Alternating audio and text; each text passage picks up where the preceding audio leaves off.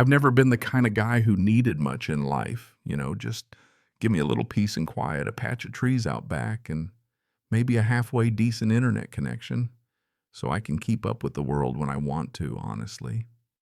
That's why I ended up living here just north of Lake Topaz in this cedar-wrapped cabin me and my dad spent years fixing up with our own hands. No HOA, nobody breathing down my neck about the length of my grass or the color of my mailbox. Just me, my dog, my tools, and more topographic maps than a sane person ought to own. That cabin's been in my family since the mid-'80s when my folks bought the land because nobody else wanted to live this far out and back.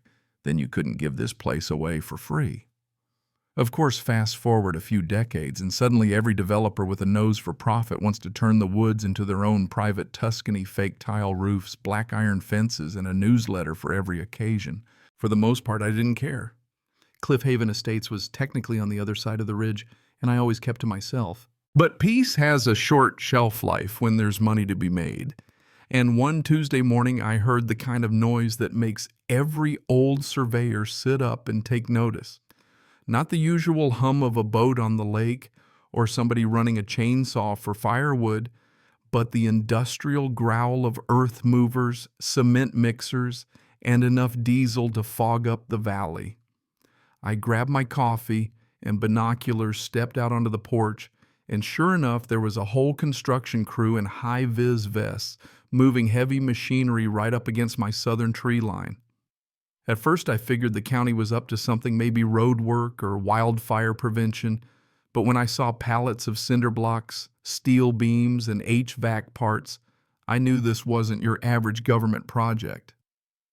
I laced up my boots and walked down the slope, careful to stay on my side of the line. Hell, I could walk that boundary blindfolded. I'd surveyed it myself and had it checked twice by the county.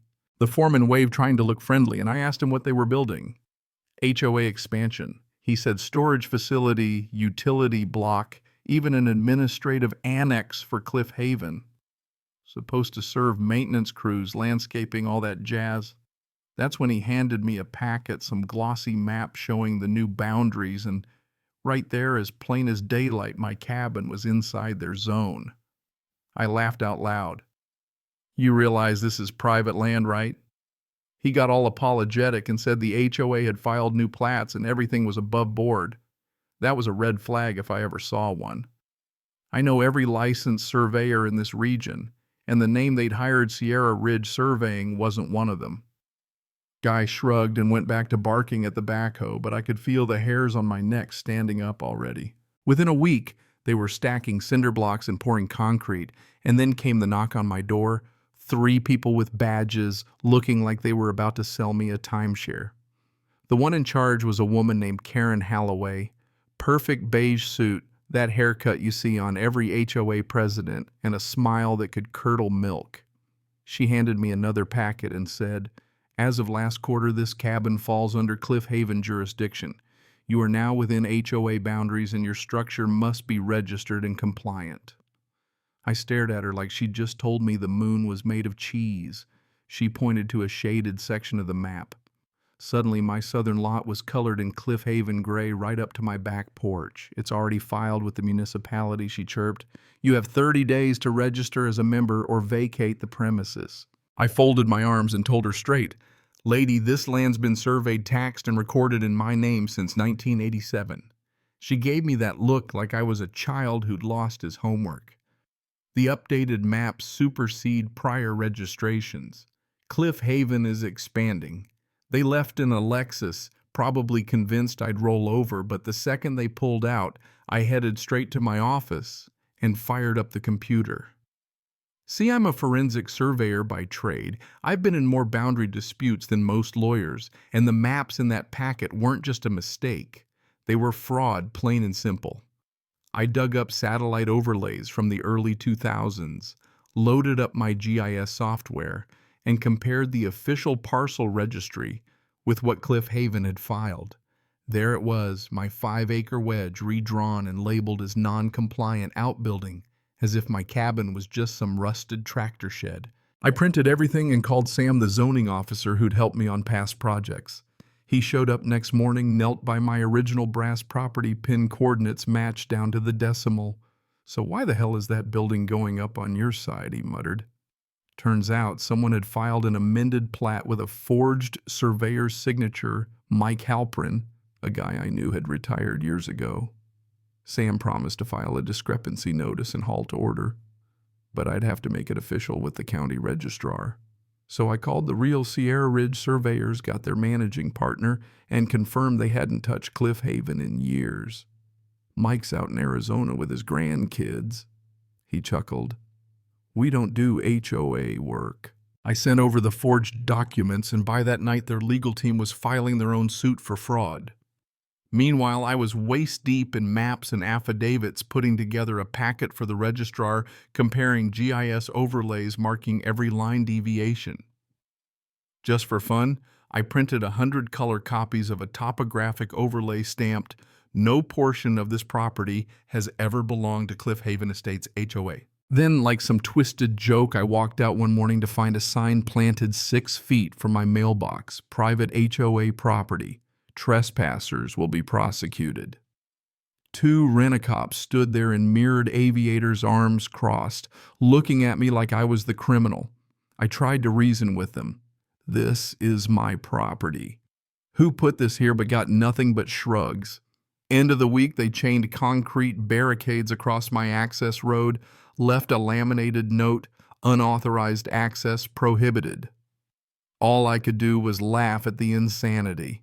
Next day, a certified letter from the HOA's attorney, notice of noncompliance, demand to vacate pending resolution of ownership. They were calling me an unauthorized occupant on my own land, referencing the same forged maps. I read the letter while chewing cold toast, thinking it couldn't get worse until I found my Jeep's side mirror smashed the word "illegal occupant" scrawled in red marker above the wheel well. I called the sheriff. Deputy Mendes showed up, took one look, started nodding. Retaliation. You think I just pointed at the sign? He filed a report and asked for copies of my documentation. I knew what that meant, not our jurisdiction. So I escalated.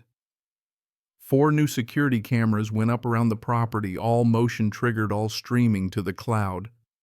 Not 2 days later, the HOA filed a civil suit claiming I was an unauthorized tenant, refusing to vacate, interfering with community infrastructure, even accused me of neglecting trees on my own pine grove. They included a letter from Karen calling me a threat to the integrity and harmony of Cliff Haven Estates. That's when I called Valerie Lintz, my attorney, a quiet, sharp woman who could make a rattlesnake nervous. She took one look at the fake plat map and said, "They're screwed. We filed for injunctive relief, cease and desist on all construction, emergency confirmation of historical boundaries."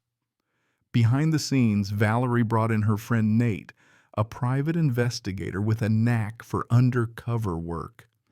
Nate became David Quinn, a fake investor, sniffing around the new building, fishing for a high-end retreat center partnership. Within days, he met Karen at a wine bar, recorded her bragging about rezoning land and laughing about some clueless squatter. That was the jackpot premeditated fraud caught on tape. Meanwhile, I got Silver Basin surveyors involved, reported the forgery to the state board, and even reached out to the Bureau of Land Management. Turns out Cliff Haven had pulled this stunt before other landowners had been pressured under fake map changes. This wasn't just my fight anymore, it was a pattern. Karen doubled down, spray painted over my cameras, sent security guards to create fake violations. Fine by me. Every move went into my archive photos, screenshots, video. Then an anonymous envelope showed up at my gate internal HOA emails, Karen writing, "We need to shut him out before the surveyor board gets wind. Nobody needs to know how this really happened." Someone on the inside had flipped. The day of the hearing, I stacked all my documentation into a leather briefcase, original brass pin included, and found 2 Cliff Haven security guards blocking my driveway. One tried to tell me I wasn't authorized to leave. I called the sheriff again. Deputies rolled up Mendees and another with a mustache that screamed zero tolerance. "You boys have permits for detaining residents?" he asked. "We're enforcing HOA regulations," they muttered. "Not on private property, you're not." We walked the property lines, kicked gravel off the markers, measured the distance, 83 feet over the line, give or take. Deputies told the guards to pack it up. I filed a trespassing complaint on the spot. Court moved fast after that. Judge listened to Valerie lay out the evidence deeds, certified maps, forged surveys, audio recordings of Karen, all but admitting guilt. The injunction was granted. All HOA activity on my land stopped immediately. But Karen wasn't done. She skipped the next hearing, claimed a family emergency, though Instagram showed her at a fundraiser. That gave us time to file for a legal transfer of the utility building as restitution. It had been built on my land after all. The judge froze HOA funds, scheduled a title review, and when Karen tried to skip town transferring property to shell companies, wiring money out of state, the sheriff caught her at the airport with forged documents. She was arrested and everything unraveled. Board members turned the county prosecutor, stepped in, and the HOA dissolved. The judge awarded me the building damages and legal fees.